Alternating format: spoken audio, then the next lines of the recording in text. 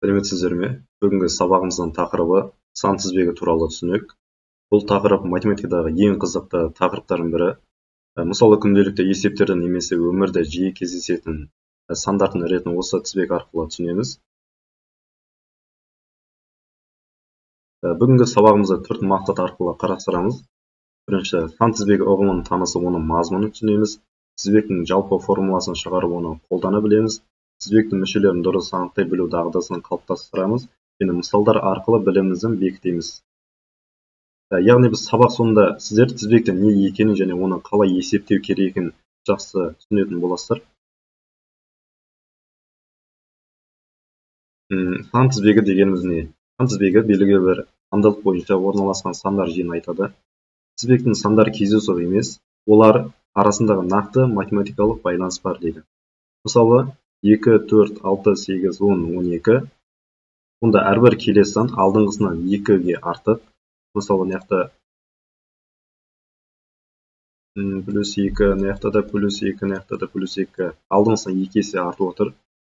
2, 4, 6, 8, 10, 12. Бізде келесі 14. Келесі 16. 18 деп 2 арта береміз. Міне осылай біз сан тізбегін заңдылығын арқылы құра аламыз. Тізбектің мүшелері.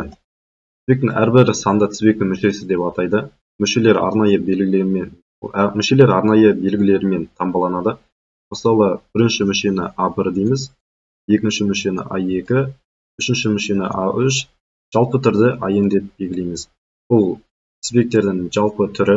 Мысал келтіретін болсақ, 2, 4, 6, 8-ді алатын болсақ, біздегі А1 2-ге тең, А2 4-ге тең, А3 бізде 6-ға тең, А4 бізге 8-ге тең. Осылай әр мүшені өзінің реттік нөмірімен анықталады. Тізбектің жалпы мүшесі. Тізбектің жалпы мүшесі бұл кез келген нөмірдегі мүшені табуға арналған формула. Ол AN арқылы белгіленеді. Мысалы, егер тізбек 2, 4, 6, 8, 10 болса, бұл жерде әрбір мүше 2-ге көбейтіліп тұр. Ондағы жалпы формула бізде AN тең 2EN. Мысалы алатын болса, бізде тексеретін болсақ, бізде A1 2 көбейту 1, бізде әрбір мүше 2-ге көбейтіп тұр деді. 2 көбейту 1 бізде 2-ге тең. Екінші мүшесі 2 көбейту 2 тең 4-ге тең. Енді үшінші мүшесін табатын болсақ, A3 тең 2 көбейтілген 3 6-ға тең. Төртінші мүшесі бізде 2 көбейтілген 4 тең 8-ге тең. Ал бесінші мүшесі 2 көбейтілген 5 тең 10-ға тең. Осылайша біз формула арқылы кез келген мүшені таба аламыз. Тізбектердің негізгі түрлері. Тізбектің екі түрі бар: арифметикалық және геометриялық тізбек деп.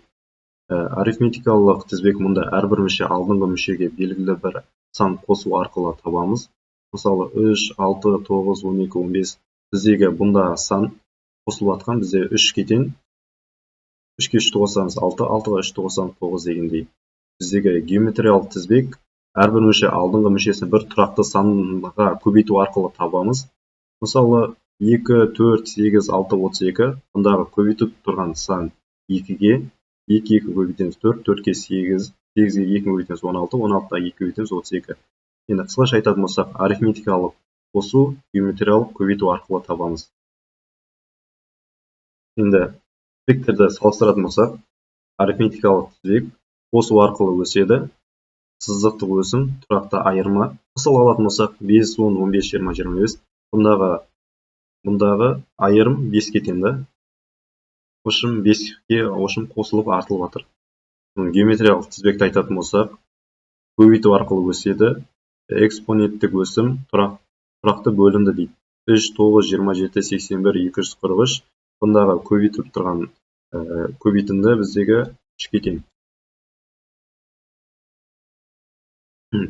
Енді өмірдегі сан тізбектері. Мысалы, сан тізбектер тек математикада емес, өмірдің барлық саласына да қолдана берсек болады. Мысалы, күнделікті белсенділік. күн сайын жүрілген қадам саны белгілі бір тізбекті құрайды. Оқу процесінде де, өсім процесінде де қаржылық сауаттылықты да қолданса болады. Ақша жинайтын кезде де. Сондықтан біз сан тізбектерін өмірлік барлық саласында да қолданамыз. Енді сіздердің сәл түсінгендеріңізді тексеру үшін практикалық тапсырма.